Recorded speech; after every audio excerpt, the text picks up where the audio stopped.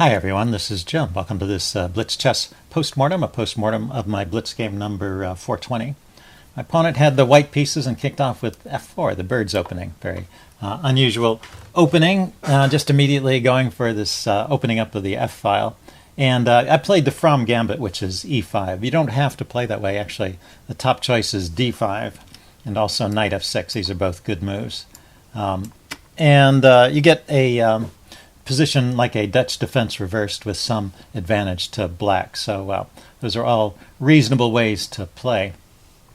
But e5 is a fun gambit, and because this f4 move is a bit of a weakening move for white, you can afford to give away a pawn here without giving up too much in terms of your position. So taking the pawn is a normal response. Although also be aware, if you play the from gambit, that white can just play e4 and transpose into a king's gambit. So you have to be prepared to play the king's gambit as well from the black side if you play this way. But taking, for people to play the from gambit, is a normal way. For people to play bird's opening, they typically take there. And then d6. This is the gambit idea. You, instead of trying to win the pawn back, you give it up by putting a pawn on d6, and after the exchange you get quick development of the bishop, and then these pieces, the queen and the bishop, can often get a very quick mating attack along this dark squared diagonal leading to white's king, where his position has been weakened. Now the player who plays bird's opening is probably familiar with these ideas and will defend, but it allows you to get some pressure, the bishop on d6 and the threats of queen coming out quickly. So that's the idea with the gambit. My opponent played the second choice here, which is not a bad move, knight f3. And now if I take, he's going to take back. Although that's still the best way to play. I just had never seen this position before, and I wasn't sure what to do. I tried the move bishop to g4, because I thought maybe taking would help him develop his knight. But I guess the knight is a bit exposed on e5, and I can maybe gain some tempos there. Anyway, we're out of the opening book, and with d4, it looks like white can secure himself quite an advantage. But he played e4, and we get into a position which is roughly equal. White has maybe a typical kind of opening advantage, but nothing more. And the material's even, so there's no gambit involved at this point. So he plays c3. We get some normal developing moves. Maybe this isn't the best way to develop if we back up. Probably just bringing your pieces out. Bishop to c4 to prepare early castling, or knight to c3 is an idea too. Okay, he plays c3, building up a big center, and I go knight f6, hitting the e-pawn, and he plays d3, defending it. I was wondering during the game if d4 was an idea here, sort of ignoring the threat to the e-pawn and counterattacking my e-pawn. It looks like this is playable, but maybe not best. If I take right away with the knight, well, he gets a good position with queen e2, so that's not the way to play it. But I could take here first, and then he can push on with e5. Get an interesting position this way. Knight to d5 or e4, and then queen takes pawn. Okay, but so it was a playable move, but d3 is a solid way to play. Not bad.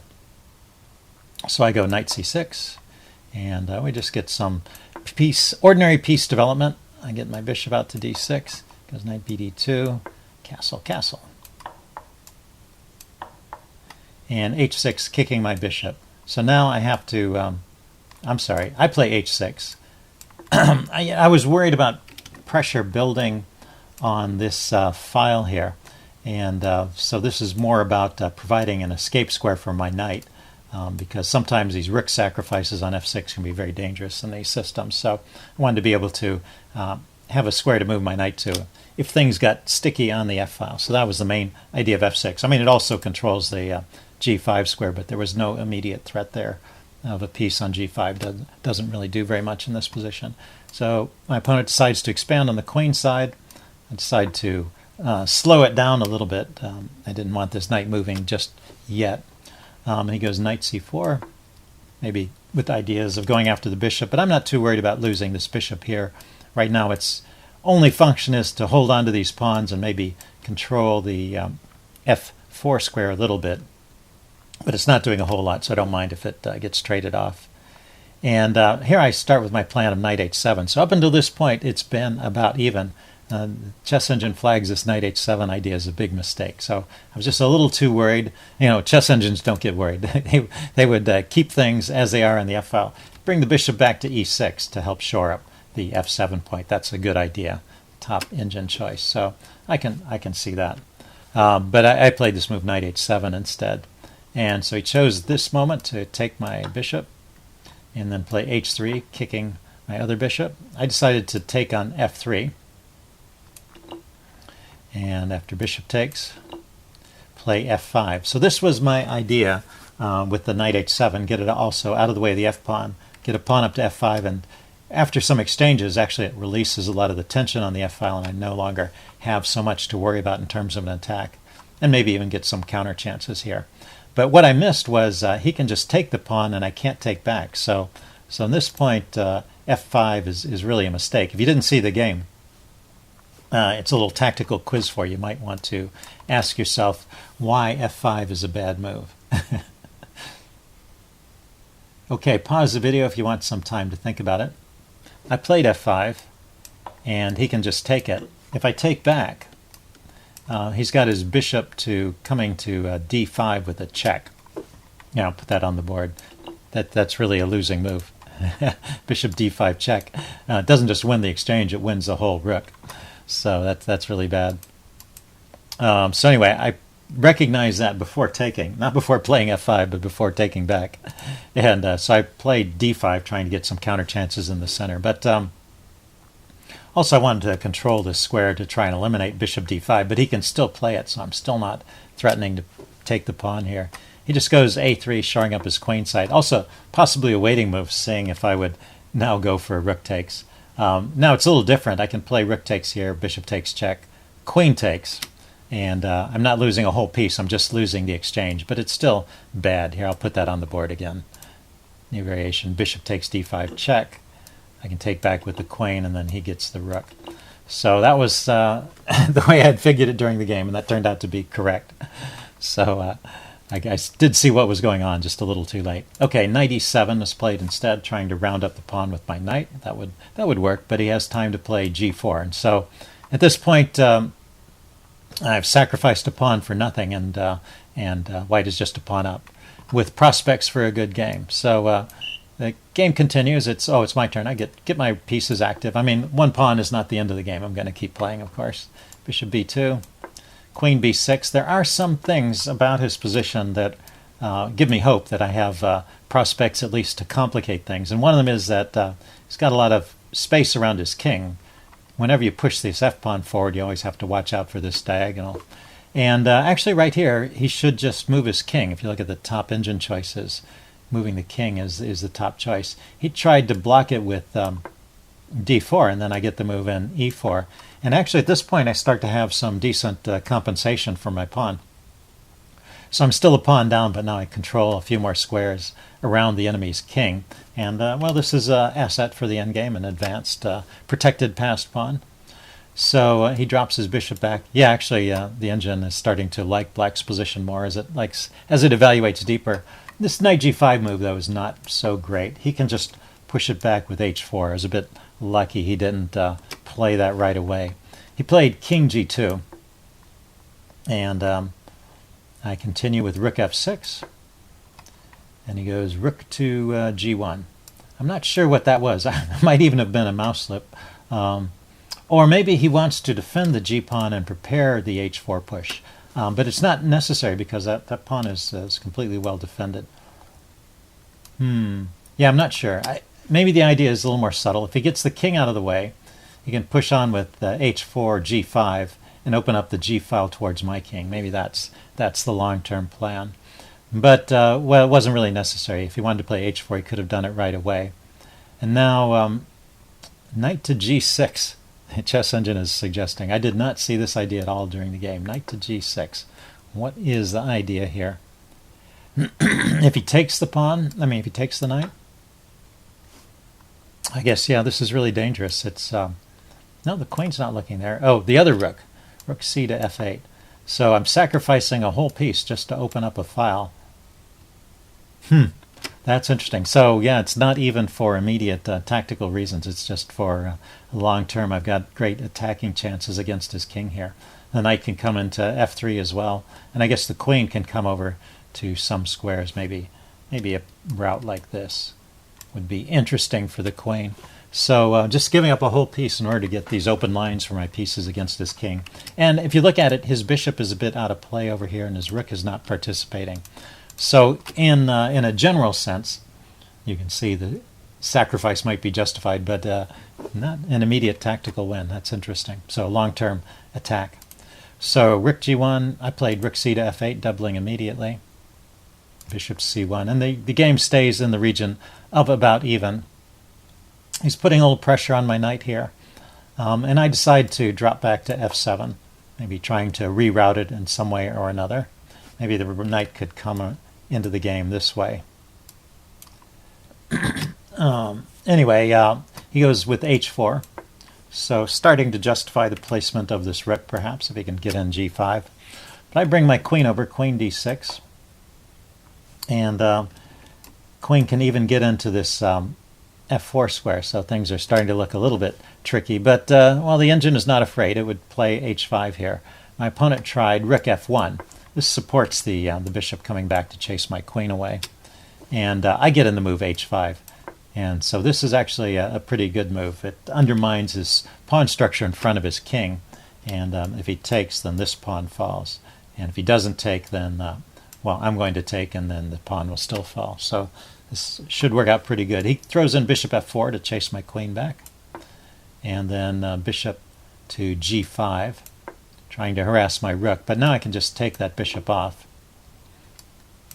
And he does get these pawns here controlling a lot of squares. I have to get my rook out of the way. But these pawns can also come under attack too. So it looks like the advantage has shifted to black at this point. He tries queen d2, holding on to his pawns. And now I go h takes g4. So I'm still going to get this pawn back on f4, I think. He plays b5 now, harassing my rook. And if I take, he's got the bishop skewer. So I went with rook to b6 here. And he pushes on with a4. And it looks like he's just going after my rook. And I had to decide at this point if I was going to allow that. And I saw at this point I could actually sacrifice the exchange with rook takes pawn. And I thought that was pretty good. So I ignored the threat over here and just took the pawn on the f file. I thought with the knight and the rook near the opponent's king, and with this pawn here, his bishop is not going to be attacking the pawn after he sacks the exchange here. I thought my chances were pretty good. And it's interesting, the engine approves. So the engine would just play bishop takes g5 and still with an edge to black. He pushed on with a5, getting my rook. And, okay, rook g6 is technically the best move. But I sacked the exchange here, and it's still good for black. He takes. I take. Cancel that. He took with the queen. Queen takes b5. Oh, I took with the queen instead of the pawn. Yeah, that maybe wasn't the best way to play. Let's back up. A takes b5 was the best way to play. Yeah, because I want to keep the queen over here. So taking with the queen was not the best decision, but still some edge to black. Let's count the material. 1, 2, 3, 4. 4 pawns to 1, 2, 3, 4, 5, 6. So 2 pawns is usually enough compensation for the exchange, and it looks like I have better than that. If you trust the engine evaluation there, it looks pretty good for me. Okay, so he goes rook a to b1, hitting my queen. And this starts to justify my play. I can drop back to c6.